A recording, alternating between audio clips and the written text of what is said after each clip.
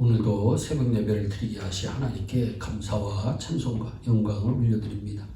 우리 다 함께 사도신경으로 신앙 고백하신 후에 찬송가 277장을 부르신 후 에스겔서 21장의 말씀을 읽으신 다음 오늘 말씀을 듣도록 하겠습니다.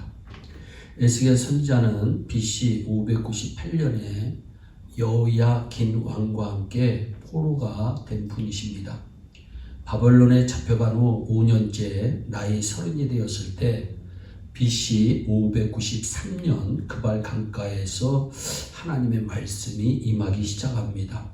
그리고 5년째에도 하나님의 말씀이 임하고 6년째, 7년째에도 하나님의 말씀이 임합니다. 오늘 21장은 7년째에 임한 말씀입니다. 예루살렘은 멸망이 작정되었다는 말씀을 받게 된 것입니다. BC 598년에 포로가 되어서 7년째 말씀을 받았으니까 이 말씀을 받은 때는 BC 591년입니다. BC 591년이라고 하는 것은 최종 멸망하기 4년 전의 사건이라고 볼 수 있습니다. 에스겔서 21장에는 4번이나 반복해서 나오는 말씀이 있습니다. 1절, 8절, 18절, 28절의 말씀인데 여호와의 말씀이 또 내게 임하여 또 여호와의 말씀이 내게 임하여 라는 말씀이 반복이 됩니다. 여호와의 말씀이 에스겔 선지자에게 4번 임한 것입니다. 즉 에스겔 21장은 4개의 메시지가 종합된 내용이라고 말씀드릴 수가 있습니다. 에스겔이 축복된 사람인 이유는 하나님의 말씀을 이렇게 계속 받았다는 데 있습니다. 우리 성도들도 하나님의 말씀을 받는 그러한 축복이 임하기를 바랍니다. 성경을 가까이 하고 읽으시기를 바랍니다. 하나님의 말씀은 영혼의 양식입니다. 사람은 떡으로만 사는 것이 아니요 하나님의 입으로 나오는 모든 말씀으로 살리라고 성경은 말씀합니다.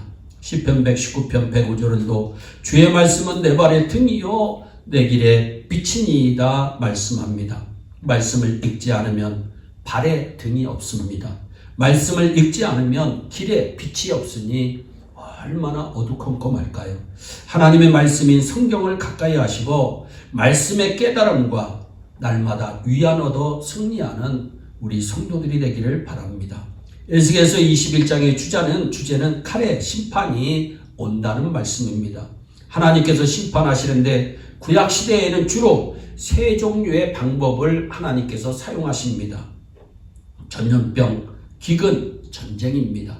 칼이라고 하는 것은 전쟁으로 하나님께서 심판하신다고 하는 말씀입니다. 이스라엘 백성을 느부갓네살 왕을 불러서 전쟁을 일으켜 하나님께서 심판하시겠다는 말씀이에요. 심판의 대상이 누굽니까? 예루살렘입니다. 이스라엘의 땅입니다. 2절로부터 4절을 보세요. 느부갓네살 왕이 와서 바벨론의 느부갓네살 왕이 와서 예루살렘을 치겠다는 것입니다. 예루살렘을 칠 때에 의인과 악인을 같이 치겠다는 것입니다. 어느 사회든지 악인 때문에 심판이 옵니다. 그러나 근본적인 이유는 의인의 숫자가 너무 적기 때문입니다. 소돔과 고모라가 멸망할 때를 보세요. 의인이 10명이 부족해서 망한 것입니다. 어느 사회이든지 악인이 있습니다.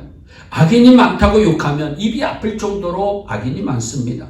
그리고 어느 사회든지 의인이 있습니다. 중요한 것은 의인의 숫자가 너무 적어 의인이 미치는 영향력이 너무나 축소되고 의인이 영향을 미치지 못하면 그 사회는 하나님의 심판이 올 수가 있습니다.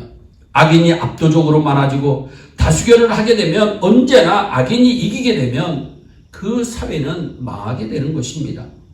그러므로 그리스도인들이 다수결로 이길 수 있는 환경을 만들어야 됩니다.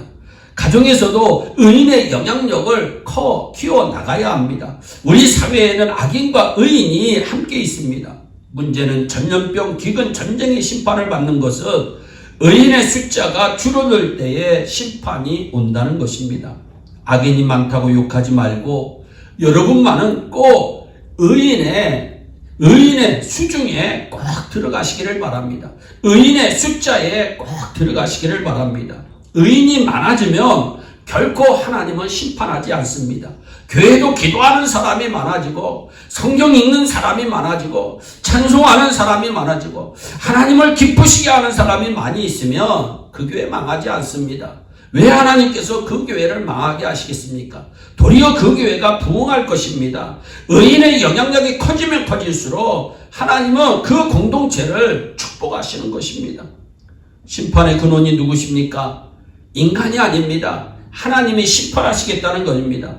예루살렘을 심판하실 때 그 근원이 되신 분이 하나님이십니다. 18절 이하의 말씀해 보세요. 느부갓네살 왕이 북쪽에서 쳐들어옵니다. 하나님께서 느부갓네살 왕을 이끌어 예루살렘으로 가게 하신 것입니다.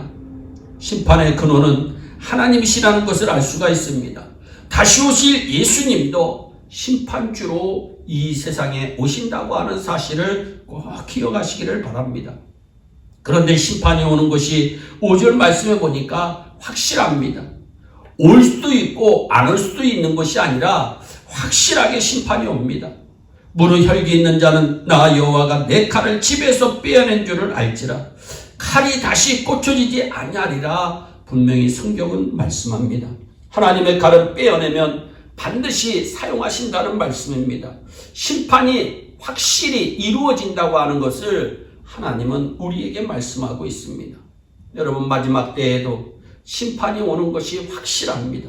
심판주 되시는 예수님을 맞을 때 여러분, 심판의 부활로 우리가 맞지 마시고 생명의 부활로 우리가 맞아서 심판 우리가 받지 아니하고 주님과 함께 생명의 부활로 영원히 사는 은혜가 반드시 있어야 되겠습니다. 그런데 하나님의 메시지를 받은, 심판을 받을 것이라고 하는 하나님의 메시지를 받은 이스라엘 백성들이 회개해야 되는데, 그렇게 신앙생활하면 안 된다고 얘기할 때 회개해야 되는데 웃고 있습니다.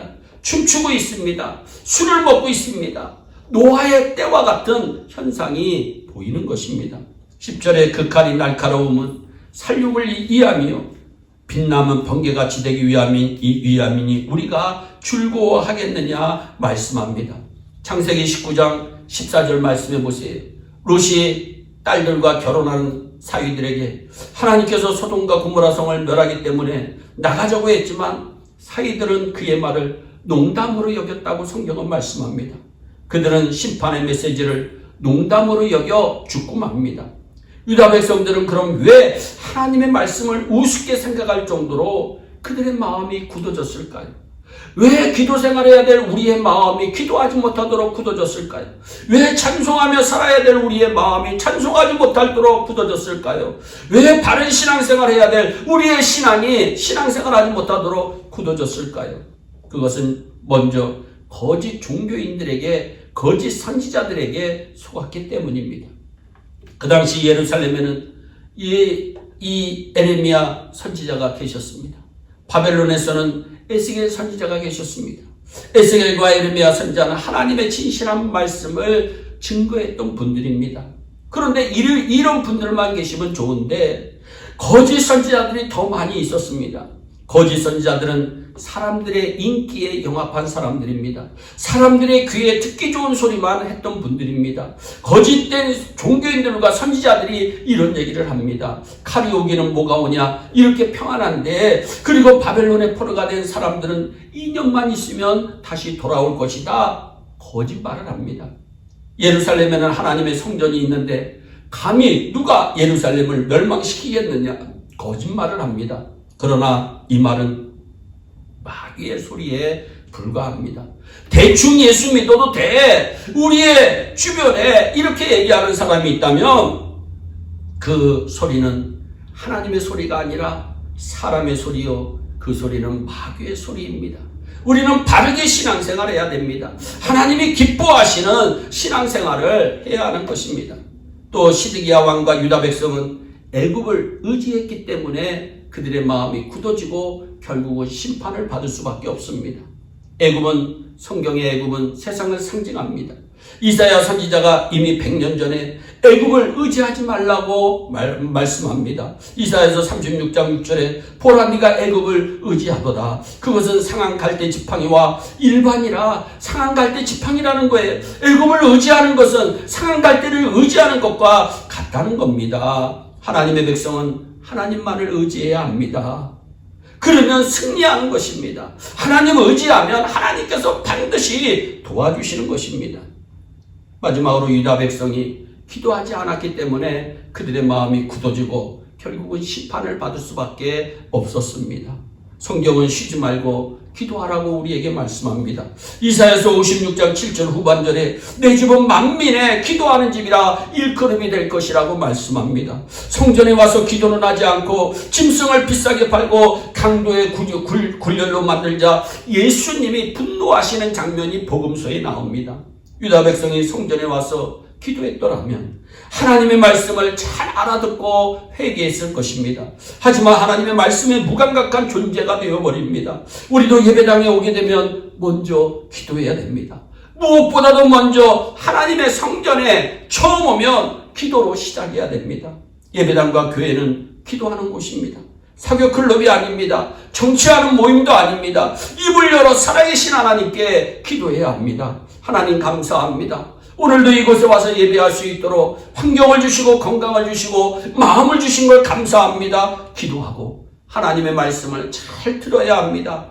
그리고 하나님께 참된 예배를 드릴 때 우리 하나님이 기뻐하시고 큰 복을 내려 주시는 것입니다. 유다 백성이 에스겔 선지자를 통해 주신 경고를 듣지 않았다가 너무나도 엄청난 대가를 치릅니다. 언제나 하나님의 말씀에 귀 기울이시고 하나님 의지하고 하나님께 기도하며 사는 의로운 성도들이 되시기를 예수님의 이름으로 축원합니다. 기도하겠습니다. 사랑의 하나님 참 감사합니다. 에스겔 선지자는 칼의 심판이 온다고 분명히 선포했지만 이스라엘 백성들은 회개하지 아니하고 도리어 웃고 춤추고 술을 먹습니다. 그들이 그렇게 된 이유는 거짓 선지자들이 너무나도 많았기 때문이요, 시드기야 왕과 유다 백성들이 애굽을 의지했기 때문이요, 또한 기도하지 않았기 때문임을 다시 한번 살펴봅니다. 사랑의 하나님, 우리 예일의 성도들은 하나님의 말씀을 잘 듣게 하여 주시고 세상 의지하지 아니하고 하나님 의지하는 백성들 되게 하시고 늘 성전에 나와 기도함으로 승리할 수 있도록 은총을 베풀어 주시옵소서. 감사하고 예수님의 이름으로 기도하옵나이다. 아멘. 다 함께 주기도문으로 예배를 마치시고 각자 개인 기도하신 후에 오늘도 주 안에서 승리하는 복된 하루 되시기를 바랍니다. 감사합니다.